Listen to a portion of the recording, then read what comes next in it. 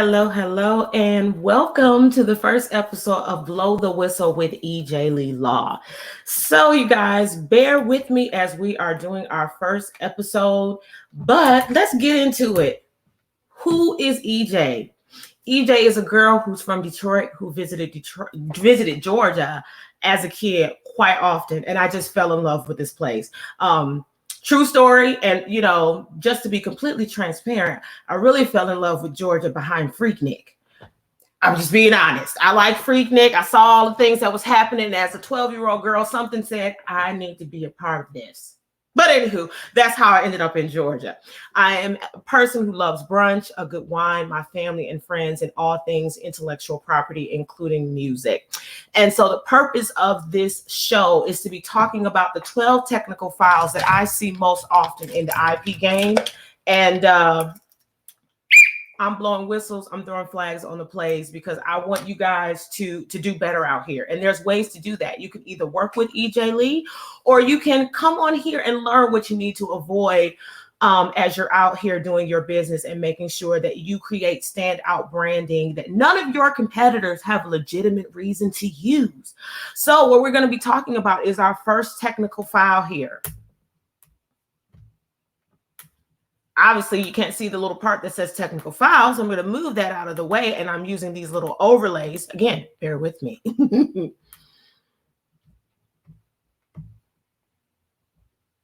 Technical file number 1, not understanding the purpose of a trademark. So what exactly is the purpose of a trademark? The purpose of a trademark is to act as a source identifier for products and services. Trade and service marks ensure that consumers can find what they're looking for and creates a level of loyalty when the product or service is of good quality. The mark, logo, symbol, sound must be tied to a product or service to function as a trademark. Also, your mark, sound, name, and symbol should be unique as possible and unrelated to what the product or service actually is, i.e. Apple for tech, Exxon for gas, or Rolex for watches.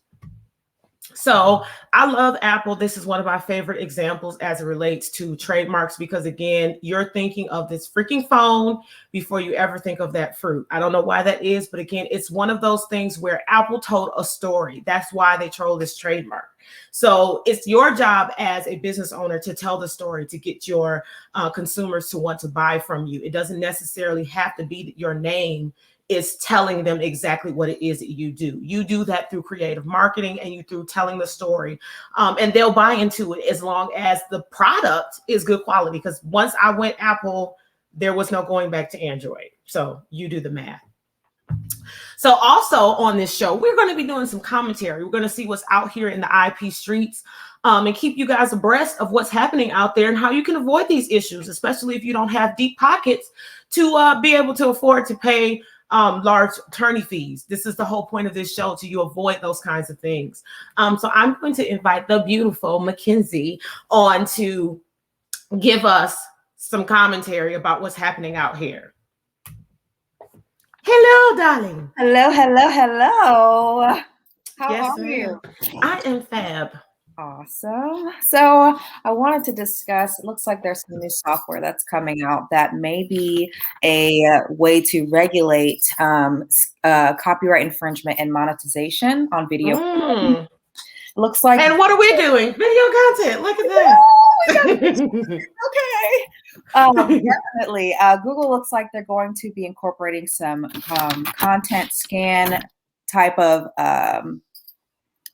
software. Like an AI? Checks. Yeah, it's like AI. So basically, it's going to pre-scan, and also it does scan after video production. So it will basically scan for copyright infringement, which some YouTubers may be a little, weary on when it comes to them displaying their content in general.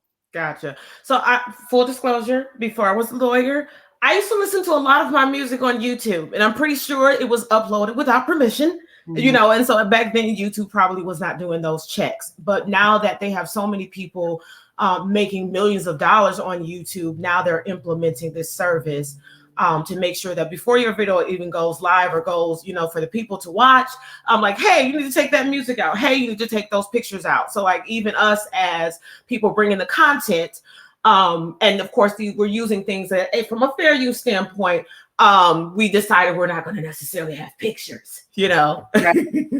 It's definitely, I think, just another way to eat. It'll definitely educate people on, you know, what is allowed and what isn't, or what should be is protected and what isn't. So I definitely think it's going to be something very interesting on a lot of the big YouTubers out there who are putting out a lot of content and then may have to be more, you know, conscious of what they're putting out. Right. Now, I wonder if it's going to be too work too well, if you will. In other words, like it's just, you know, dinging on things that technically isn't an infringement. So I want to see how it goes in that route. And if it does, I guess cause an infringement, will they make it to where you can't upload the video at all? I think it's going to be very interesting to see, because I think a big concern also could be, you know, the fact that if it's also monetizing, or not monetizing, but monitoring videos that are already out, like how long is that going to take? You know what I'm saying? So absolutely. It's very interesting to see how this may be implemented. So okay, we'll see how this plays out. Has it already gone live, or is it something that's coming? I think it's something that's coming. I don't believe it's started yet. So Gotcha. All right. So what's our next topic? Our next commentary? I think everybody is talking about Fenty hair and Rihanna taking over the world. You know what she always does. She's coming for all the coins. That is for sure. She is. At the beginning of March, we did file that application for Fenty hair, which is going to include shampoo, color, straightening products. So just a wide range of all sort of hair care products, which is it looks like her niche is this diversity and having everyone included. So I'm so interested in seeing the wide range when it comes to what she is going to possibly be producing. Awesome. So in this case, Rihanna filed what is called an 1B application with the United States Patent and Trademark Office, which is intent to use application. So for instance, LeBron James filed for 1B status when he was attempting to get pre-approval for Taco Tuesday for a podcast. And so for business owners that don't want to spend a whole bunch of money on their marketing before they can even protect this brand, this is a strategy to do as filing an intent to use application, so that you get preliminary approval. And 6 months from that approval, you have time to go ahead and actually launch. So you have to just make sure that the information that you're providing as far as your evidence of how you're using it is correct. So in the instance with LeBron James, they refused registration of Taco Tuesday. So imagine, or pre-registration. So imagine if he had done all of this marketing and actually launched the podcast to only find out that he can't actually do a podcast called Taco Tuesday. So that would have sucked. Now, obviously, LeBron James has a ton of money to burn, so it's not really a big deal.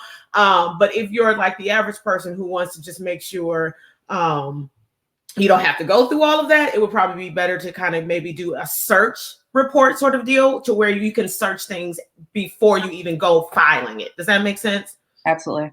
Yeah. So that is what the intent to use application is for. And that is what Rihanna has filed, because again, she's trying to make sure that things are cleared ahead of time. And that's the best way to go. Yeah. And again, Rihanna's not putting out any new music, guys. Sorry. I don't really know. Hang it up for now. There's nothing else that I can say about that. Rihanna's what she's going to do.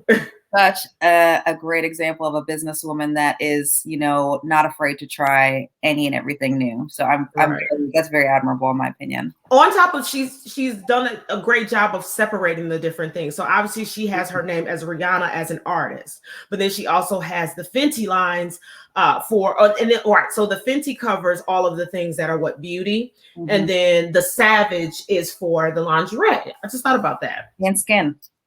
Oh, and now she's doing skin. Sis is out here. Yeah. We out here. Listen here. If I get a client like that, Lord, I'm gonna take the people with me. I promise. I'll take the people with me. I'm not gonna forget the little people. Not at all. The ones that have been with me in the trenches. Started from the bottom, now we're here. Yeah. You know? Yes, ma'am. So what else is going on in these IP streets? I think everybody is, really attentive to this Lil Nas X and Nike What? news. I know nothing about it. Oh, of course not. You must not be on Twitter. I don't know anything.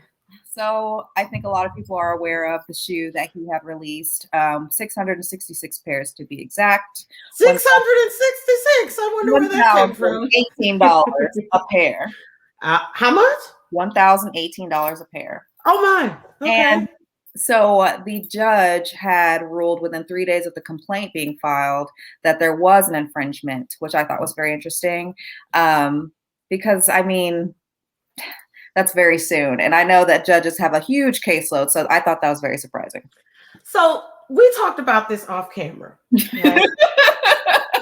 How do you make a ruling on a case and the defendant hasn't even filed an answer yet? You get 28 days generally, we're saying generally because it's outside of this is not in the state of Georgia, to file a response. Was he served? I need to find out some more details. Something is missing. Like, again, I also find it interesting that this judge has already found an infringement, and I wouldn't want to know that judge's background. Like, is he heavily involved in the church? Because as we know, this is a Satan shoe.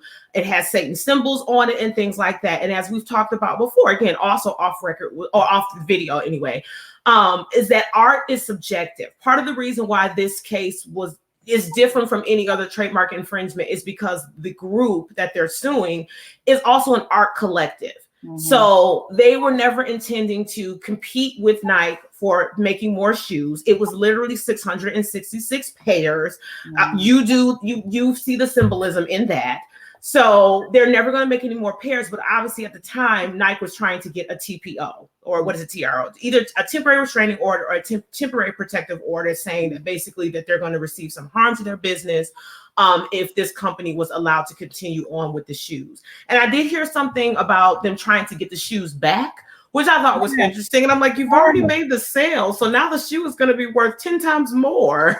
They offered I've already bought it. Yeah, they offered to buy back the shoes for the full price.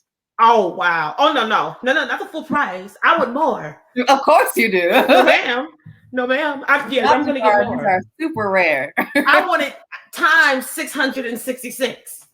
Listen here. I hear that. Yes, ma'am. Yes, ma'am. Keep the theme, right? Exactly. But like we've said, art is subjective because this isn't the first time that Nike has seen this art collective taking their shoes and doing something else with it. They've done a Jesus shoe or an angel inspired shoe, and Nike had nothing to say about that because, again, we're talking about themes that are subjective in the terms of how we react to them. So there are people who are, I guess, Satan worshipers or whatever you want to call it, but that's their right within the United States. So we're looking at First Amendment issues. And as you've said, supposedly Nike has come to some kind of settlement with the group, right? Yes. Yeah. So yeah, I want to know who this judge is. I definitely would want to ask questions because how are you already ruling on it? That is very interesting. Most judges stay out of stuff until the case is done, for the most part. So for him to be speaking against it, that's pretty interesting. Do we know the judge's name? Eric, I want to say committee or committee is how it's okay. Called. So gotcha. Okay, Eric. So I'm going to be looking at these. Yeah. So the whole point of this show, we're going to be going through the 12 technical files that we see most often in the IP game, and we're throwing flags on the plays. We don't want to see you guys committing one of these files. So today we talked about technical file number 1. What is the purpose of a trademark? I just put that over my homie's face. I don't like that. But we want to keep this brief. We don't want to make it to where it's too long, to where we lose the people. And we've been recording for almost 14 minutes, shockingly.